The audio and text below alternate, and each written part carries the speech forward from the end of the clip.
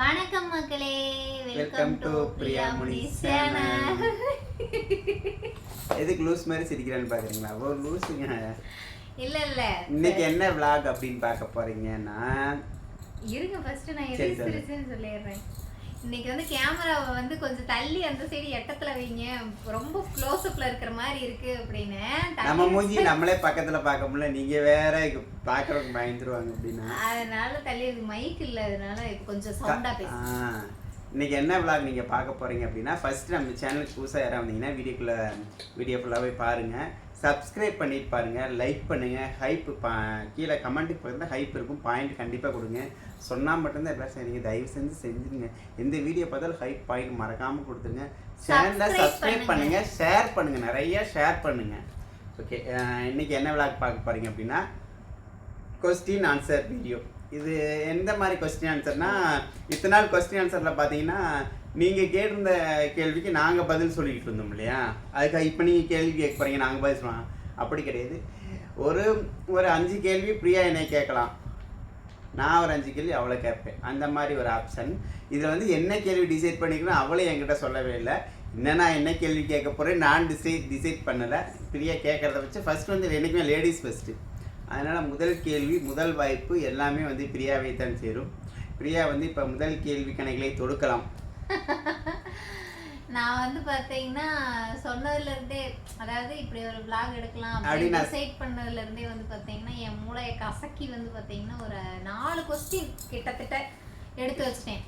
அதில் ஃபர்ஸ்ட் கொஸ்டின்கே வந்து பார்த்தீங்கன்னா இவர் வந்து ஃபுல் ஃப்ளாப் ஆகணும், ஓகேங்களா? அந்த மாதிரி ஒரு கொஸ்டின்ஸ் தான் நான் எடுத்து வச்சிருக்கேன். இது ரொம்ப நாளாக நான் கேட்டது ஃபர்ஸ்ட் கொஸ்டின். சரி, கேளு தலையும்.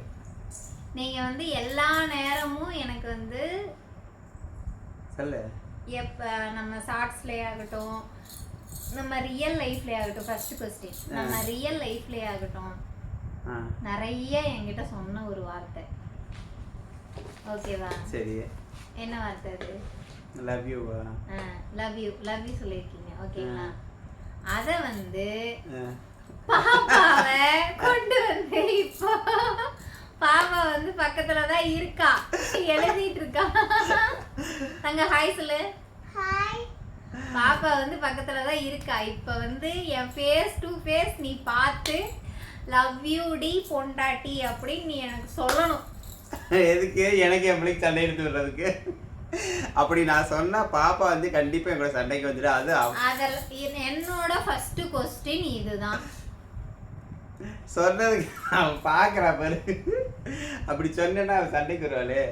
எனக்கு தெரியாது, என்னோட ஃபர்ஸ்ட் கொஸ்டின் இதுதான். கொஸ்டின் தான் கேட்க சொன்னேன், அதாவது கொஸ்டின் அவன் முன்னாடி நான் சொல்லி காமிக்கணுமா? அவன் முன்னாடி நீங்க அதை சொல்லணும். அவன் நீ மறைக்கிற பென்சில் எல்லாம் காமிக்கிறா பிச்சு போட.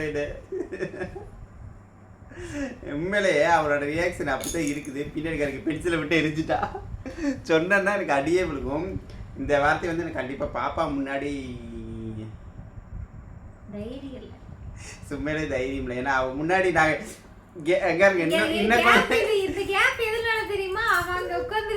இன்னும் கொஞ்சம் ஒட்டி உட்காந்துட்டு அங்க சவுண்ட் வந்துருக்கும், அதனால கொஞ்சம் கேப் விட்டு உட்காந்து இருக்கிறோம். என்னோட ஃபர்ஸ்ட் கொஸ்டின் வந்து பாத்தீங்கன்னா இதுதான். இதுல நான் ஃபிளாப் தான். ஏன்னா அவன் முன்னாடி நான் சொன்னா கண்டிப்பா அழுது உருண்டு புரண்டுருவா.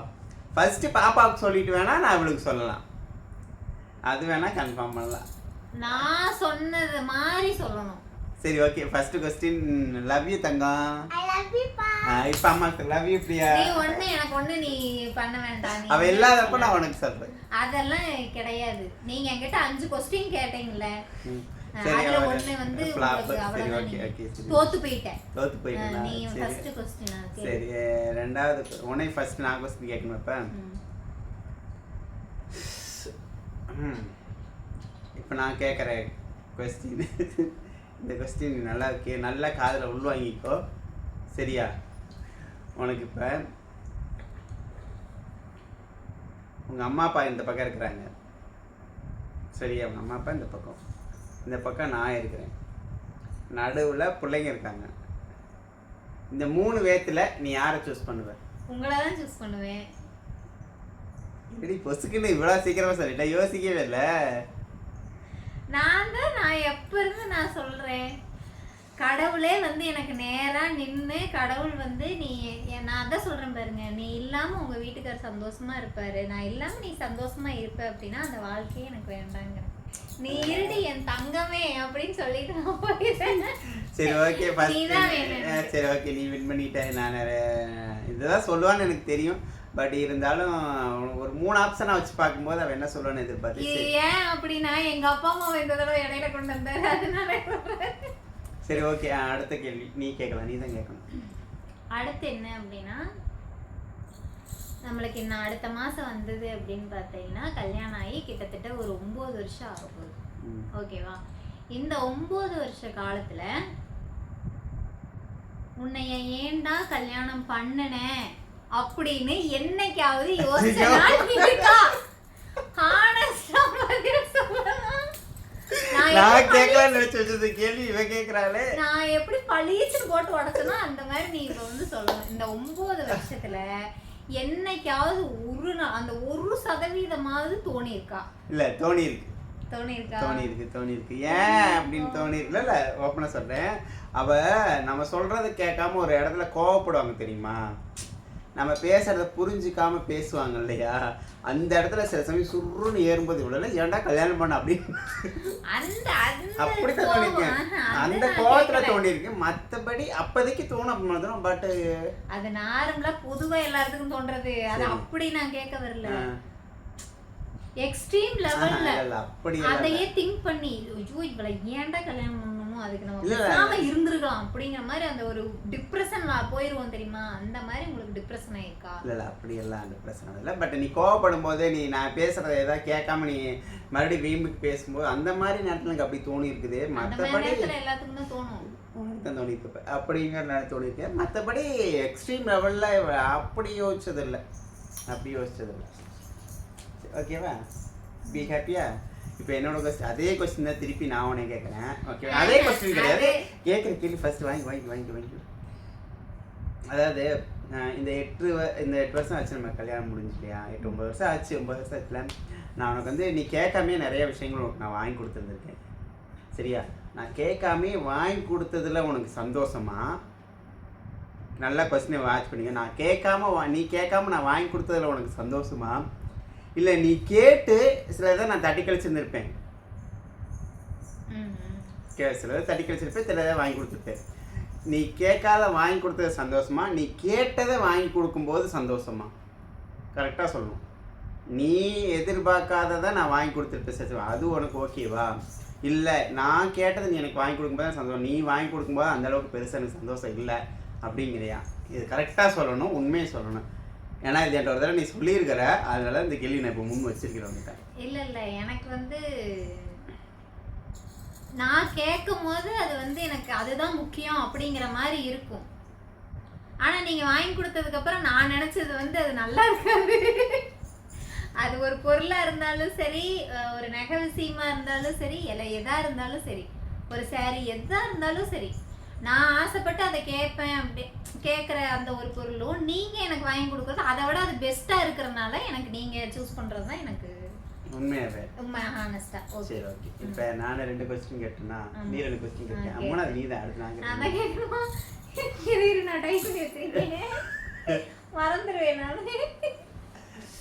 வேற ஏதாவது இந்த மாதிரி நான் இந்த இடையில இந்த வார்த்தை சொல்றேன். இடையில ஏதாவது அக்காட்ட நீங்க இந்த கொஸ்டின் கேளுங்கண்ணா, இல்லை அக்கா நீங்கள் அண்ணன்கிட்ட இந்த கொஸ்டின் கேளுங்க அப்படின்னு ஏதாவது உங்களுக்கு ஏதாவது ஆப்ஷன் இருந்துச்சுன்னா கண்டிப்பாக எனக்கு கமெண்ட் பாக்ஸில் வந்து கமெண்ட் பண்ணுங்கள். நான் வந்து கண்டிப்பாக நான் கேட்குறேன். ஓகேங்களா?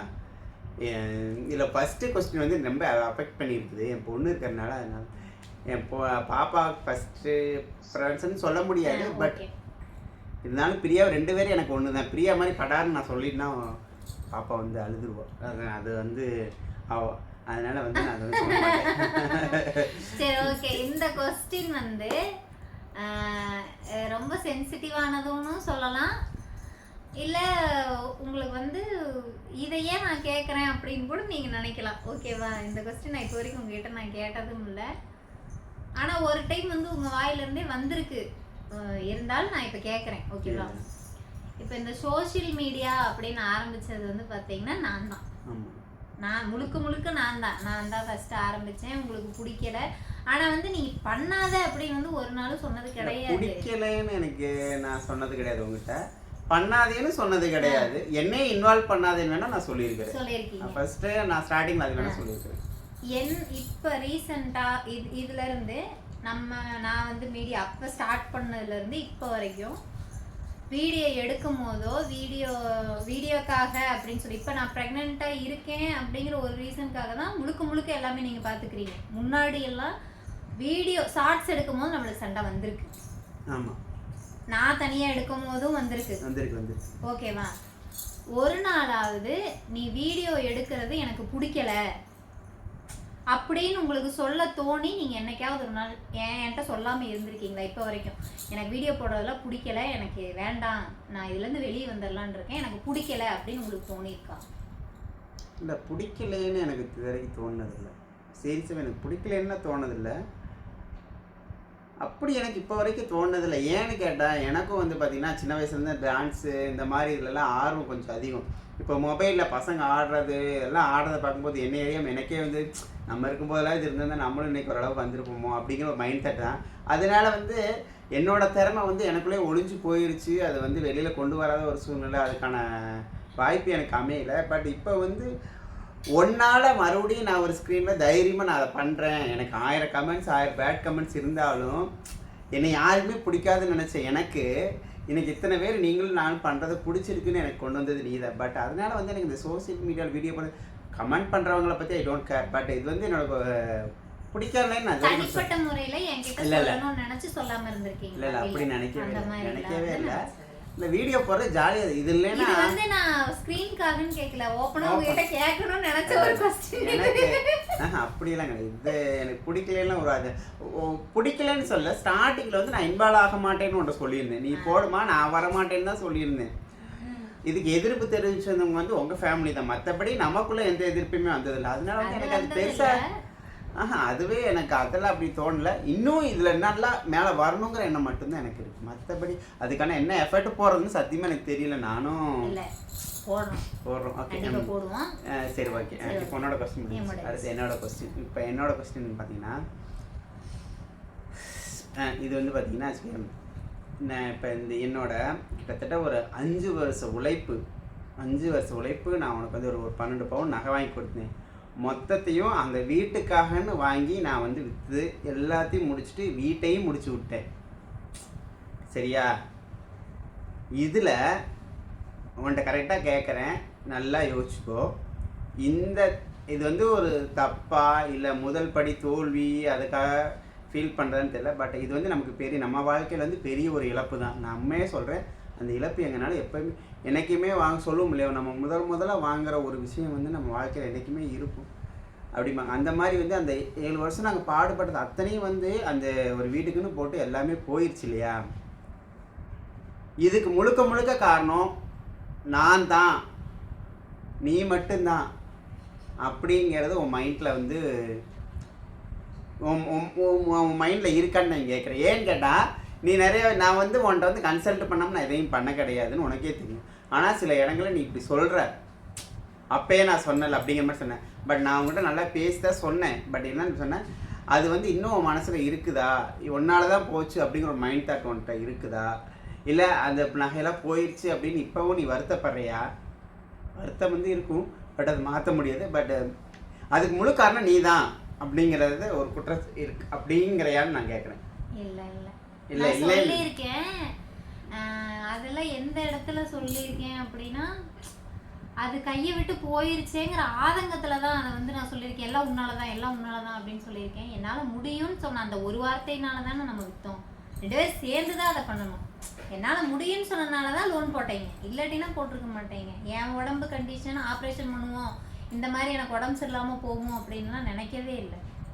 என்னால் அதை ஏற்றுக்க முடியல, இப்போவுமே என்னால் ஏற்றுக்க முடியல. அதுதான் நான் அன்னைக்கு சொன்னது தான் இன்றைக்கும். அந்த வீடு வந்து எனக்கு எப்படின்னா, என்கிட்ட இருக்கிற அந்த ஒரு குழந்தைய வந்து உள்ளேருந்து அப்படியே எடுத்து இன்னொருத்தவங்க கையில் நீ வச்சுக்கோ அப்படின்னு கொடுத்த மாதிரி. அது எப்போனாலுமே அது என்னால் வந்து மறக்க முடியாத ஒரு ஆதங்கத்தில் நான் பேசுகிறேன். மித்தபடி வந்து முழுக்க உங்களால தான் அப்படின்னு வந்து டிபெண்ட் பண்ண முடியாது. ஏன்னா என்கிட்ட கேட்டுட்டு தான் நான் எல்லாமே பண்ணீங்க. அதே மாதிரி இன்னொரு விஷயம் என்னென்னா, நகையும் வீடும் மட்டும்தான் கொதிச்ச ஒழிஞ்சு நம்மளோட பாசமும் நீங்க என்கிட்ட பேசுறதும் நம்மளோட சந்தோஷமும் வந்து யாருனாலையும் சிரிப்பை யாருனாலையும் பறிக்க முடியாது. எங்களை சுத்தி இருக்கவங்க என்னதான் சத்தி நிறைய பேர் நினைக்கிறாங்க, என்னடா எத்தனை பட்டாலும் இவனுக்கு மட்டும் இவ்வளவு சந்தோஷமா இருக்காங்களே அப்படின்னு இந்த வளகாப்புல வச்சு நான் நல்லாவே தெரிஞ்சுக்கிட்டேன். அவங்களோட வந்த ஒரு சிலர் இது மெயின் வந்தவங்கள ஒரு சில பேர் நம்ம என்ன அவங்களோட ஃபேஸ் அவங்களோட நடவடிக்கையில தெரிஞ்சுக்கிட்டேன். இப்பறம் இவனுக்கு மட்டும் இப்படி பார்த்தாலும் சந்தோஷமாவே இருக்கிறானுங்க, வீடு போச்சு நகை போச்சு நட்டு போச்சு தெருவுக்கு வந்துட்டானுங்க இருந்தாலும் சந்தோஷமா இருக்காங்க. இந்த மாமா கேட்ட கொஸ்டினுக்கு வந்து ஓப்பனாவே வந்து கேட்டிருக்காங்க, உனக்கெல்லாம் வருத்தமே இல்லையா? அந்த ஆள் கொண்டு போய் அத்தனை பவுன் நகையும் வித்துட்டாரு, அவன் நம்பி கையிலையும் கொடுத்துட்டீங்க, வீடும் போயிருச்சு, எல்லாமே போச்சு, இப்போ ஒண்ணும் இல்லாம உட்காந்துருக்குற, எப்படி உனக்கு சாட்டிஸ்ஃபேக்ஷனா இருக்கு? ஏன் எப்படி வாழ்றன்னு கூட கேட்டிருக்காங்களே. அதாவது வீடு நகை காசு பணம் இதெல்லாம் இருந்தா தான் நம்ம சந்தோஷமா கிடையவே கிடையாது. எப்ப வேணாலும் நம்ம கார் வாங்கலாம். கார் வாங்குறது பெரிய விஷயமா? 50,000 கொண்டு போனா லோனை போட்டு காரை வாங்கி மாசமான 5,000 ரூபாய் கட்டுறதுக்கு நாங்க ரெடி. வீடு கட்டுறதும் அதே மாதிரிதான், ஒன்றும் பிரச்சனை இல்லை. அப்போதைக்கு அந்த சூழ்நிலையில என்னால முடியல அதுதான் வந்து. சரி ஓகே, நான் கேட்ட கேள்வி அடுத்து நீங்க எனக்கு கேட்குறேன், உன்னோட கொஸ்டின் தான். சரி ஓகே, இந்த கொஸ்டின் வந்து எனக்கு மேக்ஸிமம் கமெண்ட்லேயும் கேட்டிருக்காங்க, இதை வந்து உங்கள் அம்மாவுமே கேட்டிருக்காங்க. நான் வந்து உங்ககிட்ட கேட்குறேன், நீங்கள் வந்து என்னை அப்படி நினைக்கிறீங்களா அப்படின்னு கேட்டிருக்கு. நான் வந்து கேட்குறேன், அதாவது உங்கள் அம்மாவை உங்ககிட்ட இருந்து பிரிக்கிறேன், நான் உங்ககிட்ட இருந்து பிரிக்கிறேன், அதாவது உங்க ரெண்டு பேத்துக்கு இடையில வந்து நான் உங்க ரெண்டு பேத்தையும் பிரிக்கிறேன். இன்னொரு விஷயம் என்ன அப்படின்னா, உங்க அம்மாவை வந்து நான் சரியாவே பாத்துக்கிறது இல்ல. எங்க அம்மாவை ஒரு மாதிரியும் உங்க அம்மாவை ஒரு மாதிரியும் தான் நான் எப்பவுமே பாப்பேன். உங்க அம்மா எங்கடி நம்ம கிட்ட பேசவே முழுசா பேசுறது இல்லையே. ஒரு சில கமெண்ட் உங்க அம்மாவா இருந்தா இப்படி பண்ணிருப்பீங்களா அப்படிங்கறாங்கல்ல. உங்க அம்மா வந்து நான் இப்படித்தான் வச்சிருக்கேன் வீட்டுல அப்படிங்கிற மாதிரி சொல்றாங்கல்ல. உங்க அம்மாவை தான் நான் வந்து எல்லா வேலையும் வாங்குறேன், அதிகார தோரணையில பேசுறேன், உங்க அம்மாவை நான் அடக்கி ஆள்றேன் அப்படிங்கிற மாதிரி கேக்குறாங்க. என்னைக்காவது நீங்க அந்த மாதிரி நினைச்சிருக்கீங்களா? அப்படிலாம் கிடையாது. உண்மையா சொல்லணும் அப்படின்னா, கல்யாணம் முடிச்சு இந்த 8-9 வருஷமா எங்கள் அம்மா எங்கள் கூட இருக்குதுன்னா அதுக்கு முழுக்க காரணம் பிரியா மட்டும்தான். நான் கல்யாணம் முடித்த புதுசுல, ஏன்னா எப்படி சொல்லட்டோன்னா, எங்கள் அம்மாவுக்கும் எனக்கு இருந்த பாண்டிங் பார்த்தீங்கன்னா ஒரு ஸ்டேஜில் அது முறிஞ்சே போச்சுன்னு சொல்லலாம். அது ஏன்னு தெரியாது. அது வந்து பார்த்தீங்கன்னா ஒரு நிமிஷம், அதாவது அது வந்து முறிஞ்சு போச்சுன்னா எப்படின்னா, நான் வந்து சிறுசுலேருந்தே ஹாஸ்டலில் தான் படித்தேன். அதாவது 5 வயசு எனக்கு விவரம் தெரியும்போது ஹாஸ்டலு, 16 வயசில் தான் ஹாஸ்டலை விட்டே வெளியில் வந்தேன். எங்கள் அம்மா கூட இருந்து அந்த கொஞ்ச நாளும் பார்த்தீங்கன்னா ஒரு 2 வருஷம் தான் ஒட்டஞ்சத்திரத்தில் எங்கள் அம்மா கூட இருந்திருப்பேன். அதுக்கப்புறம் ஃபுல்லாக திருப்பூரில் தான் கம்பெனிக்கு வேலைக்கு வந்து இப்படி எங்கள் அம்மா கூட இருந்த டைமிங் வந்து ரொம்ப கம்மி தான். அதனால் வந்து எனக்கு வந்து ஒரு அட்டாச்சே இல்லை அம்மா கூட ஆகட்டும். அக்கா கூட எனக்கு அக்கா கூட ஒரு 4-5 வருஷம் இருந்திருக்கு. அக்கா கடை தர்பூசணி கடை இல்லை திருப்பூரில் போட்டுருந்தேன் கூட இருந்தாலும் அவங்க கூட அம்மா கூட அதிகமாக டைம் ஸ்பெண்ட் பண்ணதே கிடையாது. ஆனால் அம்மானா ரொம்ப பிடிக்கும். பட் அது வந்து அந்த கேப் விடுறதுனால வந்து ஒரு பெரிய அட்டாச் கிடையாது. அப்புறம் நாங்கள் 2 பேரும் லவ் பண்ணும்போதும் கூட பார்த்தீங்கன்னா, ஃபஸ்ட்டு அம்மா நான் என்ன சொன்னேன், அம்மா வந்து அங்கே ஒட்டஞ்சத்திரத்துலேயே இருக்கட்டும், நம்ம மட்டும் வீடு பார்த்து வந்து திருப்பூரில் இருந்துக்கலாம் அம்மா, ஏன்னா அங்கே வந்து போண்டாலாம் விற்றுக்கிட்டு இருக்காங்க, அங்கேயே இருக்கட்டும் அப்படின்னு நான் சொன்னது. ஆனால் பிரியா வந்து ஒரே வார்த்தை சொன்னது என்னென்னா, உங்கள் அம்மா கூட இருந்தால் மட்டும்தான் நான் உன்னை கல்யாணமே பண்ணுவேன் அப்படின்ட்டா. உன்னைத்தான் கட்டினா ஆனால் உங்கள் அம்மா அவங்க கூட இருந்தே ஆகணும்னு சொல்லி புடிசாதம் பண்ணி அம்மாவை கூட வந்து கூட்டிகிட்டு இருந்தேன். எனக்கு எங்கள் அம்மா கூட எல்லா வீட்லேயும் வர மாதிரி தான். எனக்கு எங்கள் சண்டை வந்திருக்குதா, எனக்கு எங்கள் அம்மாவுக்கு சண்டை வந்திருக்கு, இவளுக்கு அம்மா கூட சண்டை வந்திருக்கு. எங்கள் அம்மா பைய தூக்கிட்டு போகிறேன்லாம் போயிருக்கிறாங்க. ஆனால் வாசலை தாண்டி போனீங்கன்னா நான் உயிரோடு இருக்கமான்னு சொல்லி மிரட்டியே எங்கள் அம்மா வீட்டில் உட்கார வச்சுருந்தேன். நான் கூட சில சமயம் எப்படின்னா, மருமகளுக்கும் மாமியாருக்கும் சண்டை வந்து ஒண்ணு மாமியா வீட்டை விட்டு போவாங்க, இல்ல மருமக வீட்டை விட்டு போவாங்க. எனக்கு அம்மாவுக்கு தான் சண்டை வரும். இவங்க 2 பேத்துக்கு சண்டை வந்து எங்க அத்தை தான் பைய தூக்கிட்டு வெளியே போவாங்க. அப்புறம் இவதான் சத்தம் போட்டு என்னை சத்தம் போட்டு அம்மாவை சத்தம் போட்டு அம்மா இருக்குவா, நீங்க போனீங்கன்னா நானும் இருக்க மாட்டேன், இவங்க 2 பேத்தையும் நீங்களே பாத்துக்குங்க அப்படின்னு சொல்லி நான் தான் சண்டை போடுவேன். நீங்க அதே மாதிரி மருமகள் நான் இல்ல. அதே மாதிரி பாத்தீங்கன்னா அம்மாவை கிளவின்னு கூப்பிடுறது கேட்டிருந்தேன். கிளவின்னா அது வந்து நாங்கள் நார்மலாக அப்போ இருந்தே நாங்கள் கூப்பிடுறோம், எனக்கு பெருசாக தெரியல. சில விஷயங்கள் வந்து நிறைய விஷயங்கள் வந்து எங்க அம்மா பண்ற விஷயங்கள் வந்து எனக்கு பிடிக்காதனாலனா மட்டும்தான் எனக்கு சண்டை வரும். அப்பயும் அந்த சண்டையை சமாதானப்படுத்தி பிடிச்சி இழுத்துச்சது பிரியா தான். இப்போ கடைசியாக நீங்கள் பார்த்த வளகாப்பு வீடியோவில் கூட பார்த்துருப்பீங்க. அவங்க எவ்வளோ பெரிய ஒரு ஒன்றுமே இல்லாத ஒரு விஷயத்துக்காக ஒரு நிகழ்ச்சியில் வந்து மூஞ்சி முகத்தை காட்டி ரொம்ப சங்கடப்படுத்திட்டாங்க. இந்த மாதிரி விஷயங்கள்னால தான் எனக்கும் அவங்க அம்மாவுக்கு சண்டை வருது. மற்றபடி நான் பேசணும், எங்கள் அம்மா பார்க்கக்கூடாதுங்கிற அப்படிங்கிறமா. ஆனாலும் அதையெல்லாம் மீறி இன்னமும் எங்கள் அம்மா எங்கள் வீட்டில் இருக்கிறாங்க அப்படின்னா எல்லாத்துக்கும் காரணம் அப்படின்னா பிரியா மட்டும்தான். அவள் சொல்கிற ஒரே வார்த்தை எங்க அவங்க பேசுகிறாங்க வைக்கிறாங்க, நம்ம சண்டை கட்டுறோம் எல்லாமே வேறு. ஆனால் அவங்க என்ன சண்டை கட்டினாலும் நம்ம வீட்டில் தான் இருக்கணும், அவங்கள நம்ம தான் பார்த்துக்கணும் அப்படிங்கிற விஷயத்தை பிரியா இது வரைக்கும் என்கிட்ட விட்டு கொடுத்ததே இல்லை. நாங்கள் இப்போ சமீபத்தில் வளகாப்பில் வந்து எங்களுக்கே ரொம்ப கஷ்டமாக போச்சு. நம்ம எவ்வளோ தான் பார்த்தாலும் அவங்க அப்படித்தானே இருக்கிறாங்க அப்படிங்கும்போது ரொம்ப கஷ்டமாக போச்சு. அப்படி இருந்தால் அப்புறம் தான் என்ன பண்ணுறது, மறுபடியும் ஃபோன் பண்ணி பேசி ஆனாச்சு இந்தா வந்தாங்க வந்து இங்கே தான் இருந்துட்டு இருக்கிறாங்க. இப்போ சாயந்தரம் தான் மறுபடியும் அக்கா வீட்டுக்கு போகிறேன், நான் போய் கண்ணை செக் பண்ணிட்டு வரேன், ஒரு தடவை போய் செக் பண்ணிட்டு வரேன். சாயந்தரம் காலையில் தான் தம்பி வந்து கூட்டிகிட்டு போகிறேன். நீங்கள் நினைக்கிற மாதிரி வந்து பார்த்தீங்கன்னா எல்லா வீட்லையும் கிடையாது. அது ஒன்றும் பிரச்சனை இல்லை. அது வந்து எனக்கு அம்மாவுக்கு தான் பிரச்சனை, இவளுக்கு அம்மாவுக்குலாம் எந்த பிரச்சனையும் இல்லை. 5 கொஸ்டின் கேட்டுட்டேன், 5 கொஸ்டின் முடிஞ்சிருச்சு. என்னோட கொஸ்டின் இது நான் தான் என்னோட கொஸ்டின் ஒரு கொஸ்டின் ஞாபகம் வச்சிருந்தேனே டக்குன்னு மறந்து போச்சு. மறக்கல சொல்றேன். என்னைக்காவது இத்தனை வருஷத்துல அந்த கேள்வி கேட்டும் பிரயோஜனம் இல்லைண்ணா. ஏன்னா நீ தான் ஒரே வார்த்தையில சொல்லிட்டே இருந்தாலும் கேட்கணும். இவன் எத்தனை உன்ட்ட யாராவது சொல்லியிருப்பாங்களே, ஏன்டி உனக்குல வேற ஆளே கிடைக்கல, இவனை போய் கல்யாணம் பண்ணிட்டு இருக்கிறேன் ஒரு ஆள் ஏன் கமெண்ட்லேயே பண்றாங்க நிறைய பேர். சிஸ்டர் நீங்க மட்டும் வீடியோ போடுங்க, அந்த கருவாயனை கூப்பிட்டு வீடியோ போடாதீங்க, ஆளே பார்க்க நல்லா இல்லை, ஒரு டைப்பா இருக்கு அப்படின்னு நிறைய பேர் சொல்லியிருக்காங்க. ஏன் அப்படி இருக்கும்போது மேக்சிமம் உங்ககிட்ட இந்த மாதிரி क्वेश्चंस நிறைய கேட்டிருப்பாங்க, சொல்லி இருப்பாங்க. ரொம்ப நெருக்கமா பழகுறவங்களே வந்து பாத்தீங்கன்னா எப்படி சூஸ் பழகுறவங்க எல்லாரும் எப்படி சூஸ் பண்ண, உனக்கு உன் டேஸ்ட் எப்படி இருக்கு, நீ ஏன் உனக்கு அப்படின்னு சொன்னதை நினைச்சு என்னைக்காவது ஏன்டா அவனை கல்யாணம் பண்ணி ஃபீட் பண்ணிருக்கியா? இல்ல, அவங்களா கூட இருந்து வாழ்ந்து பார்த்தாங்க சொல்றதுக்கு. ஓகே, அப்புறம் அதோட இன்னொரு क्वेश्चन நான் கேட்டேன், எதுக்காக நீ என்ன சூஸ் பண்ண?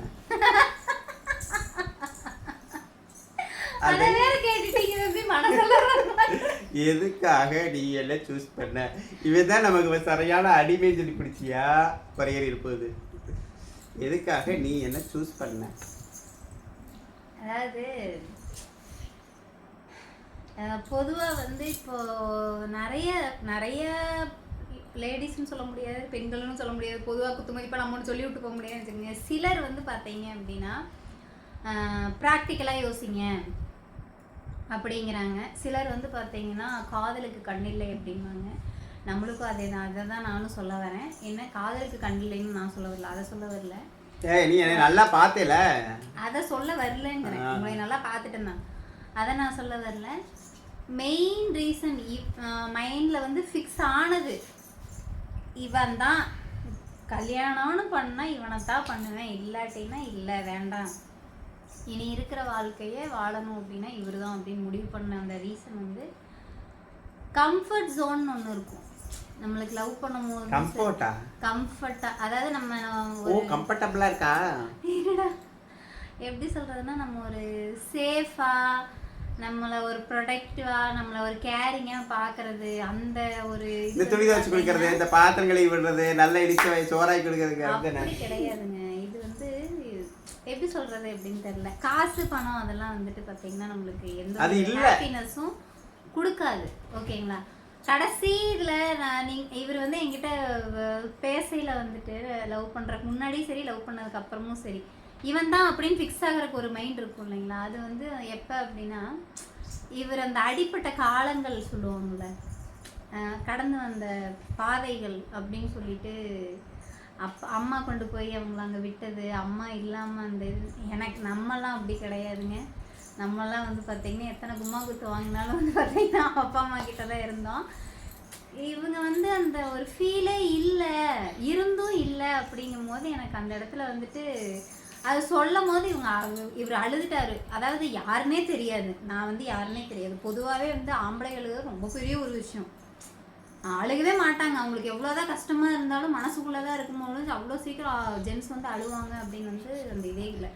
அன்னைக்கு சொல்லும் போது வந்து அழுதுட்டாங்க. இவங்களோட லைஃப் அந்த லைஃப் ஸ்டோரி வந்து லவ் ஸ்டோரி கூட சொல்லியிருக்கேன். என்னோட லவ் அந்த அது எல்லாமே தெரியும் தான். அந்த இது கேட்கும் போது தான் வந்து கட்டுனா இவங்க தான் இனி இருக்கிற வாழ்க்கையே இவங்க கூட தான் இவன் தான் அப்படின்னு. நீ ஏன் செலெக்ஷன் பண்ணி இப்போ தெரிஞ்சு வச்சு இந்த மாதிரி வச்சு வாங்கி கிடைக்குமான செலெக்ஷன் பண்ணிட்டேன். ஓகேங்க, இப்போ நாங்கள் கேட்ட கொஸ்டின்லேயே உங்களுக்கு எந்த கொஸ்டின் வந்து ஓகே இந்த கேள்வி நீங்கள் கேட்பீங்க நான் எதிர்பார்க்கலாம், பட் கேட்டிருக்கீங்க, ஓகே இது நல்ல ஒரு கொஸ்டின் தான், உங்களுக்குள்ள ஒரு நல்ல அண்டர்ஸ்டாண்டிங் இருக்குன்னு நினைக்கிறவங்களும் மென்ஷன் பண்ணுங்கள்.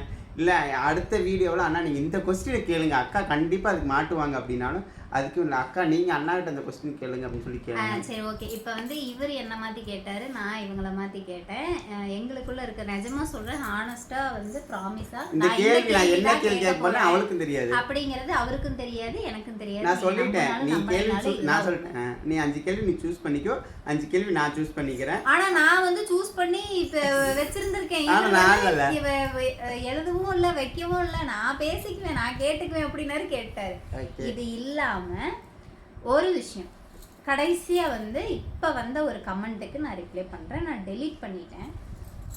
அதாவது முனி நீ என்ன பொம்பளை மாதிரி வீட்டில் எல்லா வேலையும் செய்கிற அப்படின்னு சொல்லி ஒரு கமெண்ட் ஒன்று வந்து செந்தில்னு நினைக்கிறேன். அந்த ஐடி பேர் செந்தில் 0721 நினைக்கிறேன். ஓகேங்களா அண்ணா, நான் உங்களுக்கு ஒரு விஷயம் வந்து நான் தெளிவாக சொல்லிக்கிறேன். நீங்களும் வந்து பார்த்தீங்கன்னா ஒரு பெண் வீட்டில் இருந்தால் பிறந்திருக்கீங்க. ஓகேங்களா, அம்மா உங்களுக்கு அம்மா இருப்பாங்க, தங்கச்சி இருப்பாங்க, அக்கா இருப்பாங்க. சப்போஸ் அவங்க 2 பேர் இல்லைன்னா கண்டிப்பாக உங்களுக்கு மனைவி இருப்பாங்க, உங்களுக்கும் ஒரு பெண் குழந்தை இருக்கும். அந்த பிரசவத்தில் அந்த ப்ரெக்னெண்ட்டாக இருக்காங்க அப்படிங்கும் போது இதுக்கு முன்னாடி வரைக்கும் எனக்கு இந்த வேலை செஞ்சு கொடுங்க அப்படின்னு நான் அவங்கக்கிட்ட கேட்டதே இல்லை, கேட்கவும் மாட்டேன். இவங்களா செஞ்சாலுமே வேண்டான்னு தான் நான் சொல்லுவேன், நானாக தான் செஞ்சுக்குவேன். ஓகேங்களா, இப்போ என்னால் அவளுக்கு பாப்பா வயிற்றுல இருக்கும்போது ஃபஸ்ட்டு ப்ரெக்னென்சியில் எல்லா வேலையும் நான் தான் செஞ்சு ரொம்ப திட்டு வாங்கியிருக்கேன். செய்யாத, ஏதாவது இடுப்பு பிடிச்சிக்கும், டாக்டர் சத்தம் போடுவாங்க, செய்யாதன்னு திட்டுவாங்க, ஆனால் நான் தான் செஞ்சேன். செகண்ட் ப்ரெக்னென்சியில் என்னால் செய்ய முடியலை, அதனால அவங்க செய்கிறாங்க. சாப்பாடு எல்லாமே நான் தான் செய்கிறேன். எங்கள் அத்தை வந்து எனக்கு வந்து ஹெல்ப் பண்ணலை, அதுதான் உண்மை. இவங்க ஹெல்ப் பண்ணுறாங்க. எனக்கு என் அம்மாவா எங்கள் அப்பாவா என் கூட இருந்து அவங்க பண்ணுறதுல தப்பே கிடையாதுங்கிறேன். இது வந்து உங்களுக்கு தப்பாக தெரியுதா? சரி விட, அவங்களுக்கு என்ன, அவங்க கேட்ட கேள்வி வந்து எனக்கு வந்து லைட்டாக வந்து ஹர்ட் ஆன மாதிரி இருந்துச்சு. மேக்ஸிமம் எந்த கொஸ்டினுமே ரிப்ளை பண்ண மாட்டேன், டெலீட் பண்ணி விட்ருவேன் எனக்கு பிடிக்கல அப்படின்னா. ஏன் வந்து இந்த வேலையெல்லாம் செய்கிறீங்க இப்போ போட்ட வீடியோவில் வந்து கேட்டிருந்தீங்க. அந்த அண்ணாக்கு தான் நான் சொல்கிறேன், உங்கள் மனைவிக்கு நீங்கள் செய்யாமல் இருந்திருக்கலாம்.